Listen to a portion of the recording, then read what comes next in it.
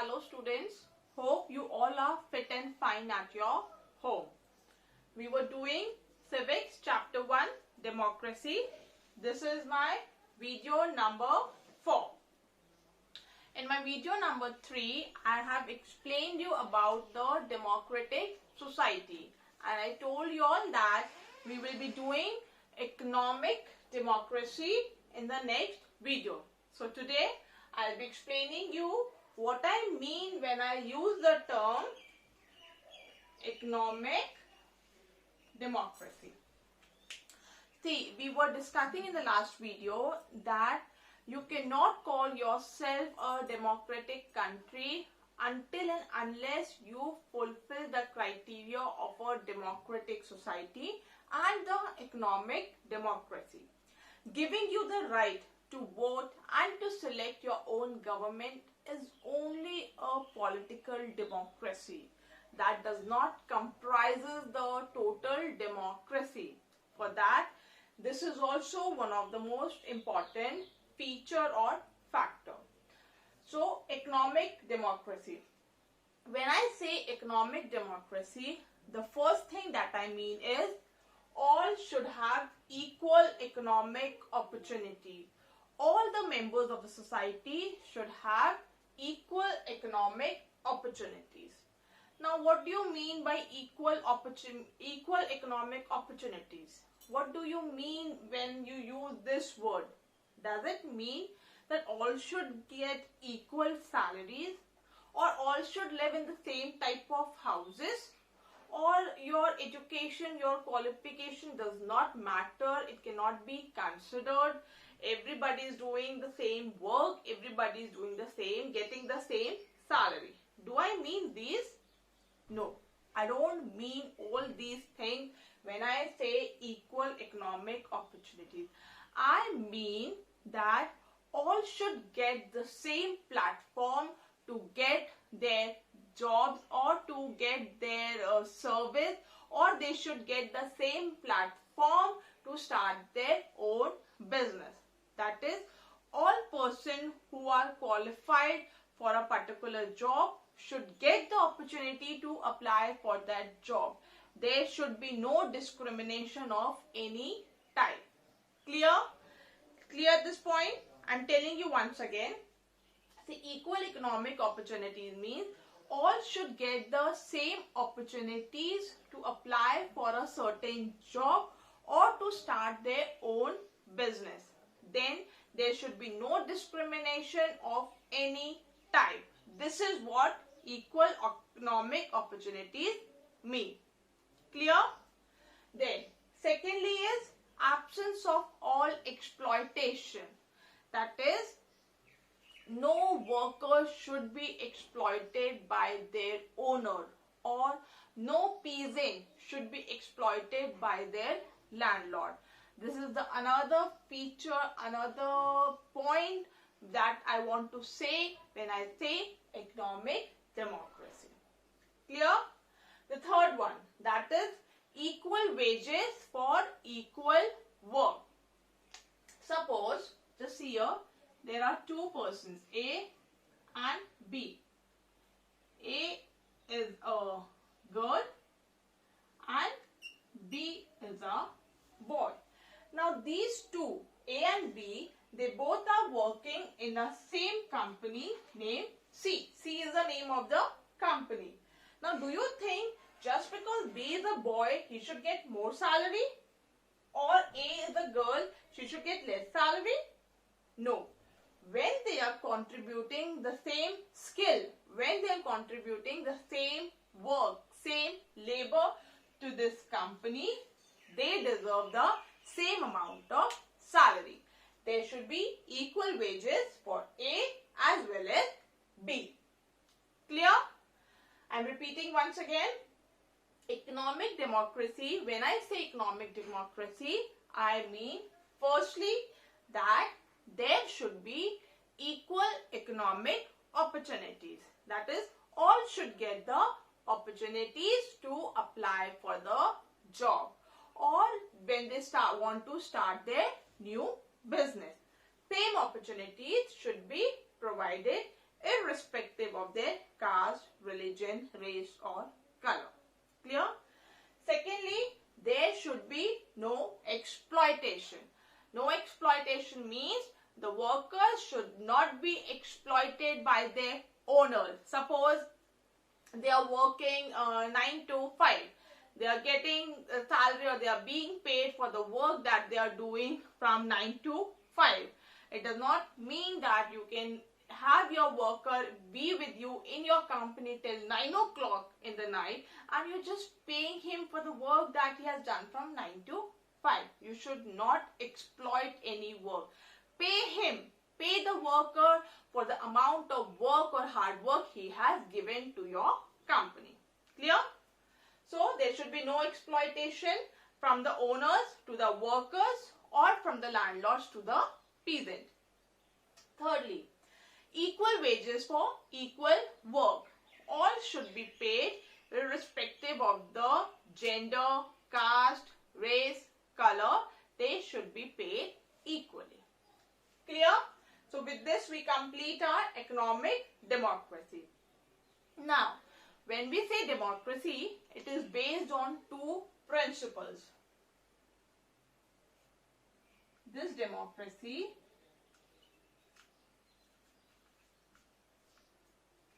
it is based on two principles. First one is liberty. Second one is equality. You know the basic meaning of liberty, equality? Equality, I'm sure everyone knows, equal, right?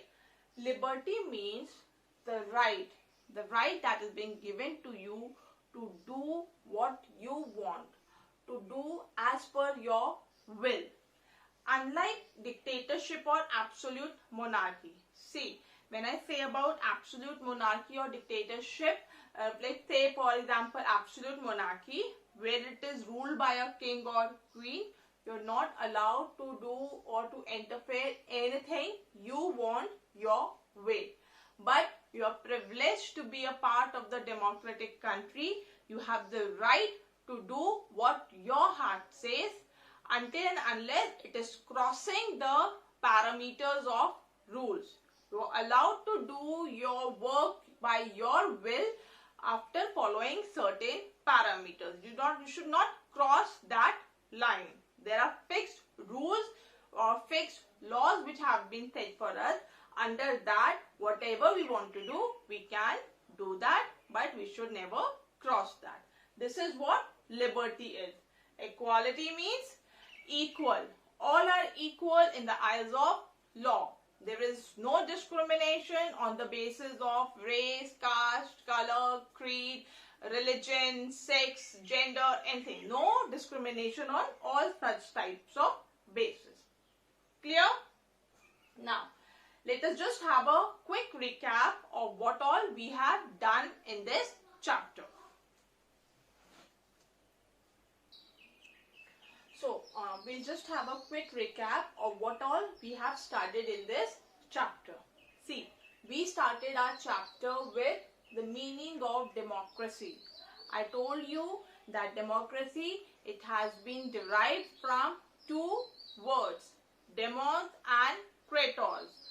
Demos means people, kratos means power. That is power of the people.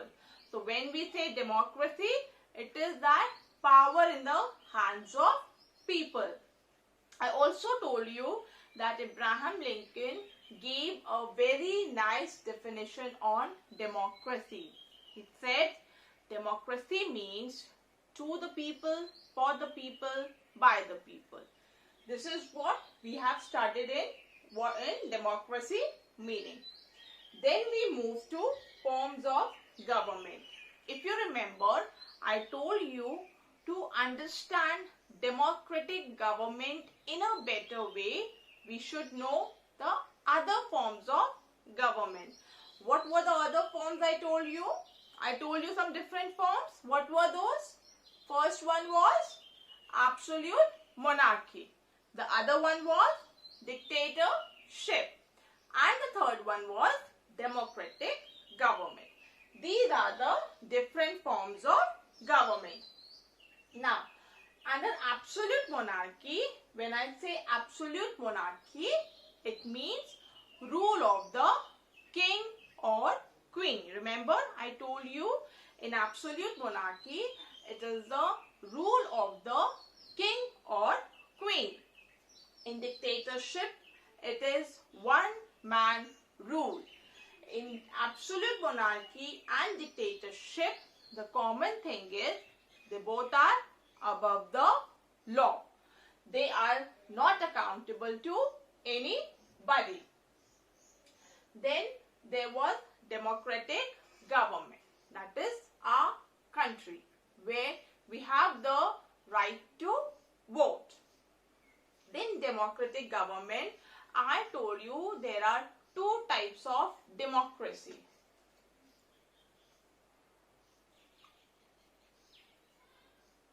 Direct and indirect. You remember this? You remember I told you about direct democracy and indirect democracy? Indirect democracy, where the people themselves take decisions by voting or by polling. They want to establish any law, which is not possible practically for a big country like ours. Not only big countries, it is generally not possible for anybody. Indirect means when we choose our representative who on our behalf make laws for us. They rule our country. Indirect democracy. Clear till here? We are done with democracy. We are done with forms of government, which are absolute monarchy, dictatorship and democratic government. Then the two types of democracies are direct and indirect. Now, I told you that just getting you the right to vote or to select your representative is not enough. It is only a part of political